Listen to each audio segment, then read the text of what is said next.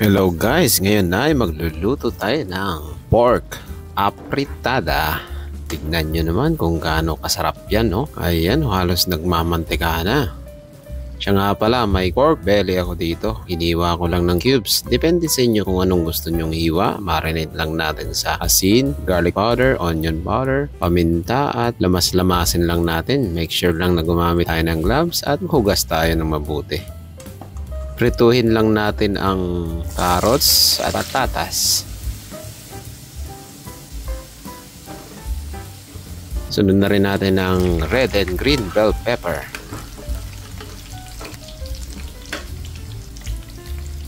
Prituhin na rin natin ang hotdog. Tapos pan-fry lang natin yung minarinate nating pork belly. Ayan, kapag ganyan ang itsura, set aside lang natin yan.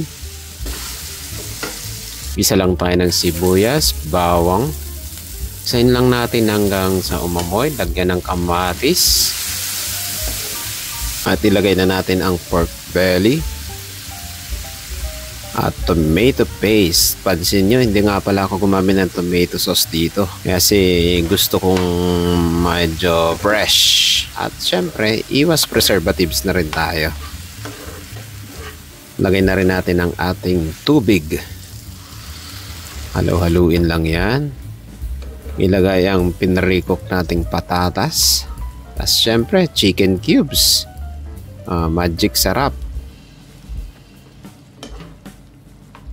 Yan, mekos-mekos lang yan. At ilagay natin ang bay leaves. Make sure lang natin na haluin yan para hindi dumikit. Pakuluan lang natin yan ng mga 15 to 20 minutes. Tapos lagay na natin ang ating hotdog. Green peas na nasa lata. At ang pinrito nating bell pepper. Ayan, halu-haluin lang.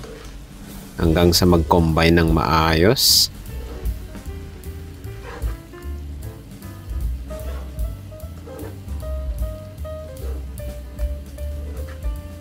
Tapos lagyan na natin ng patis. Depende sa inyo kung patis or asin. At lalagyan natin ng konting asukal. Kayo guys, naglalagay ba kayo ng asukal sa apritada nyo or hindi? Pero ako naglalagay talaga ako. Para medyo may hint ng Filipino style. Ayan. Mix-mix lang. Tapos pakuluan lang mga 5 minuto. Tapos okay na yan. Tapos ayan, tignan nyo naman. Ready na yan. Tikman na natin. Ayan, tignan nyo naman. Diba? Nagmamantika, tamang-tama sa kapaskuhan yan. Pwede sa kanin, sa tinapay. Diba? Hindi naman kung gaano kasarap yan. Takam na takam ako habang ini-edit ko to.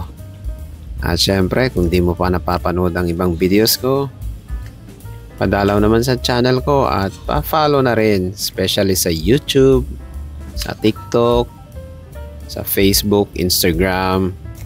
Ang full recipe nga pala na ito ay nasa YouTube channel ko. Kaya, ano pang hinihintay nyo?